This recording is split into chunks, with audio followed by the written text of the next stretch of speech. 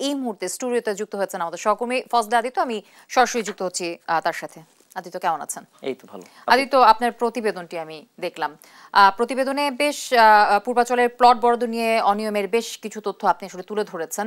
তারপরেও যদি আমি একটু জানতে চাই যে কোনো কিছু কি বাদ পড়েছে কিনা বা নতুন কোনো তথ্য দিতে পারবেন কিনা এই বিষয়ে আমাদের দর্শককে। ধন্যবাদ। পূর্বাচলের যেই প্লট বরাদ্দ নিয়ে যে অনিয়মগুলো দুর্নীতি দমন কমিশন খুঁজে পেয়েছে তার মধ্যে হচ্ছে তাদের যে পারিবারিক পর্যায়ে অর্থাৎ শেখ পরিবারের পক্ষ থেকে যে বিভিন্ন সময় বিভিন্ন মন্ত্রণালয়ে জোর প্রয়োগ করা, সেটা বিগত সময়ে কিন্তু 15 বছর ধরে তারা করে এসেছে এবং তারই একটা তথ্যচিত্র কিন্তু এটা।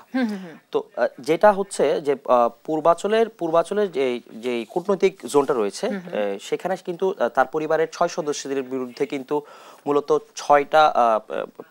10 কাঠা করে প্রায় 60 কাঠা 6 জনের নামে 60 কাঠা প্রকল্প বরাদ্দ করা হয়েছে।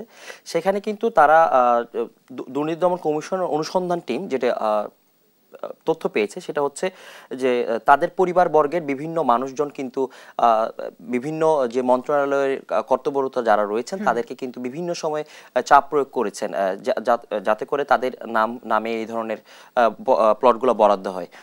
অনেকেই এবং আপনাকে একটা জিনিস জানিয়ে দিতে চাই যে এর আগে গতকালকেও কিন্তু শেখ হাসিনা এবং তার মেয়ে সাইমা ওয়াজেদ পুতুলের বিরুদ্ধে কিন্তু দুদকে দুটি পৃথক মামলা করা হয় তাদের বিরুদ্ধে।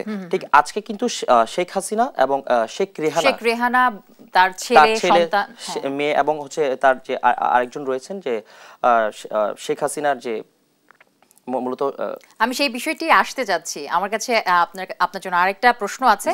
শেখ পরিবারের লোকজনকে তো এই মামলায় তাদেরকে করা হয়েছেই। শেখ পরিবারের লোকজন ছাড়াও এসব মামলায় আসামি করা হয়েছে আমি যতটুকু জানি যে গণপূর্ত মন্ত্রণালয় এবং রাজুকের বেশ কিছু কর্মকর্তাকে। তাদের বিরুদ্ধে আসলে কি ধরনের অভিযোগ উঠে এসেছে যদি আপনি এই বিষয়টি আমাদেরকে ক্লিয়ার করতেন। আচ্ছা, দেখুন যে মন্ত্রণালয়ে যারা ঊর্ধ্বতন কর্মকর্তারা রয়েছেন তাদের মাধ্যমে কিন্তু এই ধরনের প্লটগুলো কিন্তু হস্তান্তর এবং রূপান্তর করা হয়। তো সেই ক্ষেত্রে কিন্তু দেখা যাচ্ছে যাদেরকে ওই জায়গাগুলোতে কর্মরত করা হয়েছে তারা কিন্তু কোনো একটা গোষ্ঠী অথবা দলকে সাপোর্ট করে। তো সেই যার কারণে কিন্তু তারা শেখ হাসিনা কিন্তু তাদের উপর একটা শেখ পরিবার কিন্তু তাদের উপর একটা জোর খবরদারি করতে পারেছে। এবং আপনাকে একটা জিনিস জানিয়ে দিই, তাদের বিরুদ্ধে কিন্তু যে অভিযোগগুলো অনুসন্ধানে পেয়েছেন যে শেখ পরিবারের প্রভাবের কারণে কিন্তু এই যে সকল 47 জন কর্মকর্তা রয়েছে সেই 47 জন কর্মকর্তা কিন্তু তাদের সুবিধার্থে মানে তাদের রাজনৈতিক স্বার্থ হাসিলের জন্য তাদের পদোন্নতির জন্য কিন্তু মূলত এই ধরনের কার্যক্রমগুলো করেছে। অনুসন্ধানে কিন্তু এটাই উঠে এসেছে। এবং আপনাকে আরেকটা জিনিস যেটা আমি বলতে চাই যে টিউলিপ যেটা লেবার পার্টির এমপি ব্রিটিশ এমপি রয়েছেন সে কিন্তু শেখ হাসিনাকে তাদের নামে যেন প্লট বরাদ্দ দেওয়া হয় তার জন্য কিন্তু প্রভাবও খাটিয়েছে এমনটাও কিন্তু অনুসন্ধানে কিন্তু উল্লেখ করা হয়েছে।